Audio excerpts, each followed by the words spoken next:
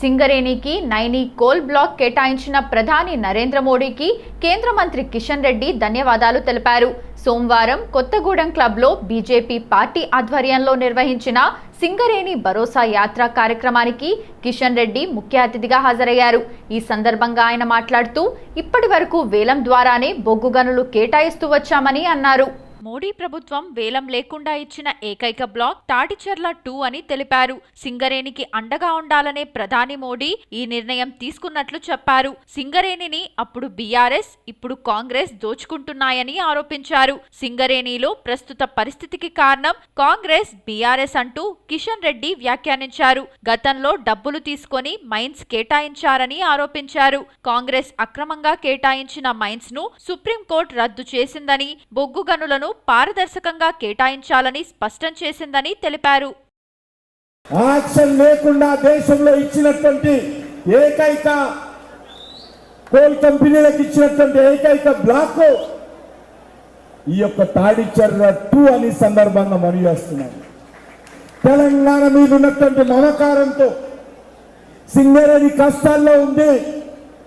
సింగరేణి కార్మికులు ఆందోళనతో ఉన్నారు. ఇక్కడ ప్రజలు అనేక రకాల ఇబ్బంది పడతా ఉన్నారు. కాబట్టి వీళ్ళకి అండగా ఉండాలనేటువంటి ఆలోచనతో నరేంద్ర మోడీ గారి ప్రభుత్వము ఈ తాడిచెర్ల 2 బ్లాక్ను ఈరోజు ఇవ్వడం జరిగింది. ఈ బ్లాక్ అత్యంత మంచి బొగ్గు గ్రేడ్ 8 బొగ్గు ఇక్కడ అందుబాటులో ఉంది. మన పెద్దలందరూ చెప్పినట్టు 40-50 సంవత్సరాల వరకు ఇక్కడ బొగ్గు దొరుకుతుంది. ఎందుకు చెప్తా ఉన్నానంటే సింగరేణి ఈరోజు ఏ రకంగా ఉందో మనం చూసాం. తెలంగాణ ముఖ్యమంత్రి రేవంత్ రెడ్డి కాళేశ్వరం ప్రాజెక్ట్ సాగునీటి అంశాలపై మాట్లాడిన సమయంలో రక్తం తీస్తా, కోస్తా అంటూ చేసిన వ్యాఖ్యలను బీఆర్ఎస్ నేత హరీష్ రావు తీవ్రంగా తప్పుపట్టారు.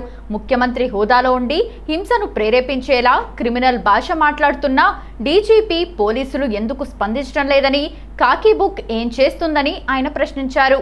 రేవంత్ రెడ్డి ప్రతిపక్షాలను ఉద్దేశించి కోస్తా, రక్తం తీస్తా అనడం హింసను ప్రోత్సహించడమేనని హరీష్ రావు మండిపడ్డారు. ఇదే మాట తాము అంటే పోలీసులు ఊరుకుంటారా, కేసులు పెట్టరా అని నిలదీశారు. రాష్ట్రంలో శాంతి భద్రతలను కాపాడాల్సిన పోలీసులు అధికార పార్టీ నేతల విషయంలో మాత్రం కళ్ళు మూసుకున్నారని విమర్శించారు. డీజీపీ చెప్పిన కాకీ బుక్ ఏమైందని ప్రశ్నించారు.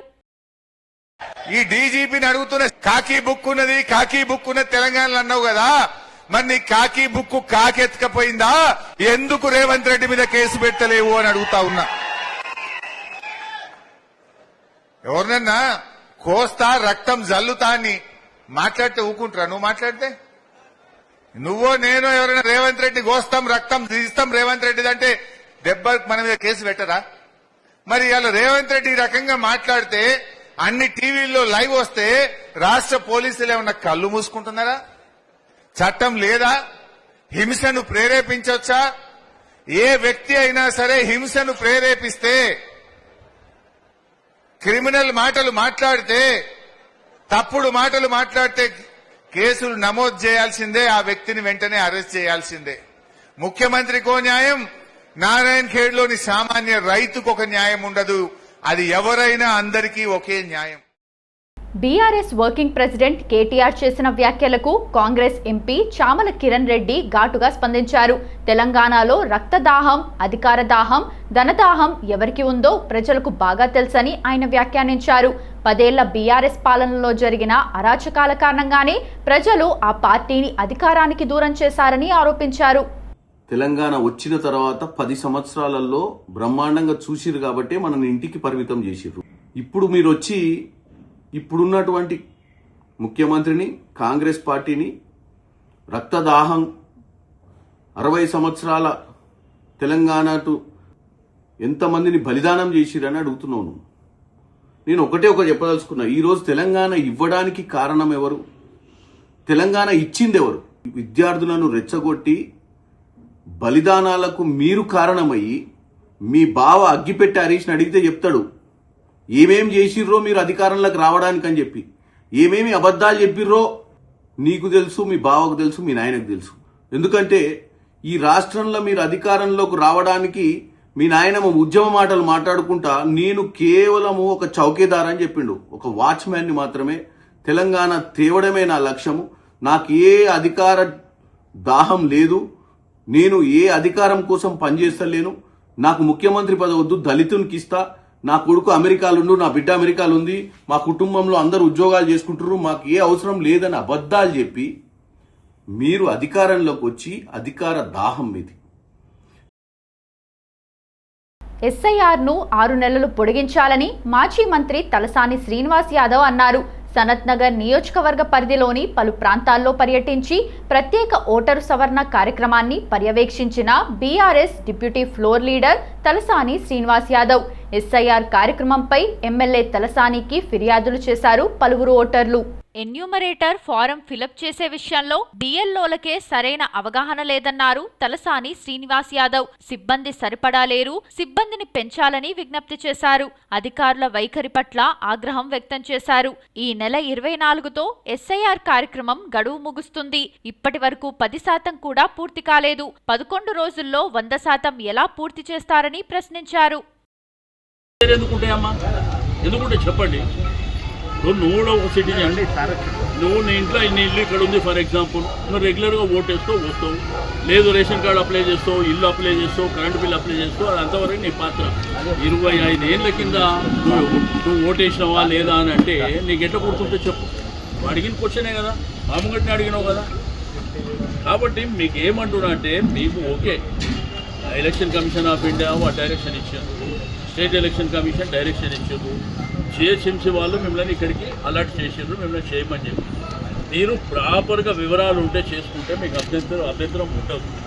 రెండోది ఏంటంటే, ఏ ఒక్క పొరపాటు జరిగినా కానీ అది యాక్సెప్ట్ చేయదు సిస్టమ్. అది మీకు ఐడియా ఉన్నది. 1000 to 1400 మెంబర్స్ చేయాలి. నీకు ఇచ్చింది బూత్. ఆ బూత్ చేయాలన్నప్పుడు ఏంటంటే ప్రాపర్గా ఇక్కడ ఉన్న వాళ్ళ సపోర్ట్ తీసుకొని ఇంటింటికి పోయి వాళ్ళ వివరాలు తీసుకొని చేసుకుంటే అవుతుంది. అంతే తప్ప మీరు మనుషులు ఉండకుండా ఏముండకుండా ఉల్టా మా వాళ్ళు వచ్చిన వాళ్ళని దబాయించి మీరు మాట్లాడితే మీరు ఏదో చిన్న వాళ్ళకి ఇచ్చినట్టు, లేకపోతే అది వాళ్ళదేదో డ్యూటీ అయినట్టు మాట్లాడితే మేమేందంటే మీకు పూర్తి స్థాయిలో సపోర్ట్ చేయడానికి మేము సపోర్ట్ ఇస్తామని చెప్పినాం. బీఆర్ఎస్ వర్కింగ్ ప్రెసిడెంట్ కేటీఆర్ కు ప్రభుత్వ విప్ డాక్టర్ బల్మూర్ వెంకట్ సవాల్ విసిరారు. తెలంగాణ భవన్లో బీఆర్ఎస్ కార్యకర్తలు రక్తదానం చేసే ముందు కేటీఆర్ స్వయంగా రక్తదానం చేయాలని ఆయన అన్నారు. కేటీఆర్ రక్తదానం చేసి తన రక్త నమూనాను పరీక్షలకు పంపిస్తే డ్రగ్ టెస్ట్ చేయిస్తానని, దాని ద్వారా వాస్తవాలు బయటపడతాయని బల్మూర్ వెంకట్ వ్యాఖ్యానించారు. గతంలో తాను విసిరిన వైట్ టెస్ట్ ఛాలెంజ్ ను కేటీఆర్ స్వీకరించలేదని కూడా పేర్కొన్నారు. గత 10 ఏళ్లలో రాష్ట్రంలో డ్రగ్స్ సంస్కృతి పెరగడానికి అప్పటి బీఆర్ఎస్ ప్రభుత్వమే కారణమని ఆరోపించిన ఆయన కేటీఆర్ కు ధైర్యం ఉంటే తన సవాల్ను స్వీకరించాలని డిమాండ్ చేశారు. అలాగే 10 ఏళ్ల పాటు ప్రజలను ఇబ్బందులకు గురి చేసిన బీఆర్ఎస్ నాయకులు ఇప్పుడు రక్తదానం పేరుతో రాజకీయ ప్రచారం చేస్తున్నారని విమర్శించారు. 10 ఏళ్లు అధికారంలో ఉన్నప్పుడు ప్రజల రక్తాన్ని రాబందు లెక్క పీల్చుక తిన్నారు. ఈరోజు రక్తదాన శిబిరం పెట్టినది ఏదైతే మీరు చేసిన తప్పుని ఏదైతే మీరు చేసిన తప్పుని క్షమాపణ చెప్పుకునే విధంగా రక్తాన్ని దానం చేస్తున్నారు. దాన్ని కూడా నేను ప్రశ్నించాలనుకుంటున్నా. నిజంగా మీరు ఏదైతే రక్తదానం చేస్తున్నారో కల్వకుంట్ల తారక రామారావు ముందు రక్తదానం చేయమని చెప్పారు. ఆయన రక్తం ఒక శాంపుల్ నాకు కూడా పంపారు. ఎన్నో రోజులకెళ్ళి వీడొక డ్రగిస్ట్, ఈ డ్రగిస్ట్ కి సంబంధించిన వైట్ ఛాలెంజ్ టెస్ట్ కి రమ్మంటే వస్తలేడు. ఈ రోజు ఏదైతే తెలంగాణ భవన్ లో కేటీఆర్ బ్లడ్ డొనేట్ చేసి ఆ బ్లడ్ శాంపుల్ ని నాకు పంపిస్తే దాన్ని చూపించి వాడు ఏ రకంగా డ్రగిస్ట్ అని కూడా చెప్పే పరిస్థితి ఉంటుంది. ఇవన్నీ పక్కన పెట్టి తెలంగాణ ప్రజలకు క్షమాపణ చెప్పకుండా ఈ వాస్తవాలన్నీ కళ్ళ ముందు కనబడుతుంటే దీన్ని బుకాయించే ప్రయత్నం చేస్తే తెలంగాణ ప్రజలు మిమ్మల్ని క్షమించే పరిస్థితి ఉండదు. ఇప్పటికన్నా నిజంగా మీకు చిత్తశుద్ధి ఉంటే, మేము తప్పు చేయలేదని చెప్పి మీరు భావిస్తే, ఇవన్నీ అవాస్తవము, మేము చేసిందే కరెక్ట్ అని చెప్పి మీరు భావిస్తే కల్వకుంట్ల చంద్రశేఖరరావు. హైదరాబాద్లోని ఖైరతాబాద్ మహాగణేశుడి విగ్రహ నిర్మాణ పనులు శరవేగంగా కొనసాగుతున్నాయి. ఈ ఏడాది పంచముఖ సంకటహార మహాగణపతి రూపంలో సుమారు 69 అడుగుల ఎత్తుతో విగ్రహాన్ని ప్రతిష్ఠించేందుకు నిర్వాహకులు ఏర్పాట్లు చేస్తున్నారు. కర్రపూజతో ప్రారంభమైన నిర్మాణ పనుల్లో ప్రస్తుతం ప్రధాన ఆకృతి ఇనుప నిర్మాణం, మట్టి పూత తదితర పనులు కొనసాగుతున్నాయి. తెలంగాణ, ఆంధ్రప్రదేశ్, తమిళనాడు రాష్ట్రాలకు చెందిన 100 మందికి పైగా శిల్పులు, కార్మికులు ఈ పనుల్లో నిమగ్నమై ఉన్నారు. దేశం నలుమూలల నుంచి వచ్చే భక్తులకు ఎలాంటి ఇబ్బందులు కలగకుండా ప్రత్యేక ఏర్పాట్లు చేయనున్నట్లు ఉత్సవ కమిటీ తెలిపింది. వినాయకుడు ఈ సంవత్సరము పంచముఖ సంకటహర వినాయకుని మనం తయారు చేయబోతా ఉన్నాము.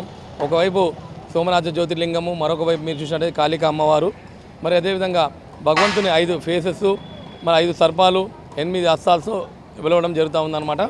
మరి ఆల్మోస్ట్ 65 రోజుల సమయంలో ఈ సంవత్సరం వినాయకుని తయారు చేయబోతా ఉన్నాము. ఆల్రెడీ టీంల షెడ్ వేయడానికి నర్సయ్య వాళ్ళు వచ్చారు. మళ్ళీ అదేవిధంగా వెల్డర్స్ నాగబాబు టీం వచ్చేసింది. మరొక 15-20 రోజుల తర్వాత మరి తమిళనాడు, ఒరిస్సా, కలకత్తా 3-4 రాష్ట్రాల నుంచి ఆర్టిస్ట్ అనేది రావడం జరుగుతుందన్నమాట.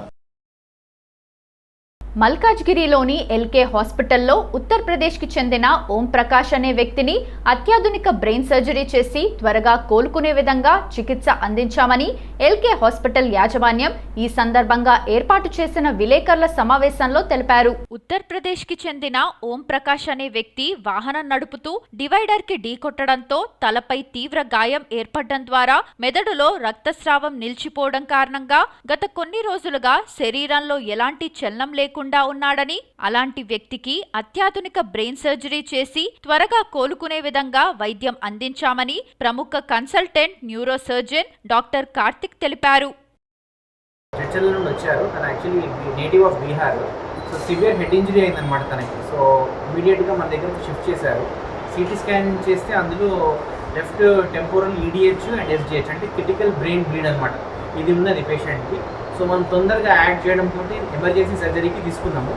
సో ఆ లెఫ్ట్ టెంపోరల్ పోల్ అనేది చాలా క్రిటికల్ ఏరియా అనమాట. అది కొంచెం డిలే అయినా పేషెంట్ చనిపోయే అవకాశం ఉంటుంది. సో మనం తొందరగా యాక్ట్ చేయడము, ఆ టెంపోరల్ డీకంప్రెషన్ చేయడము, ఆ బ్రెయిన్ బ్లీడ్ తీయడము చాలా ఫాస్ట్గా చేయడం ద్వారా పేషెంట్ మనకి ఈరోజు సేఫ్గా దక్కింది. అండ్ 100% మన ఐసీయూ టీమ్ ఎఫర్ట్ కూడా ఇందులో చాలా ఉంది. And they 24/7 monitoring and supportive care, nutrition, everything on time, and we had enhanced the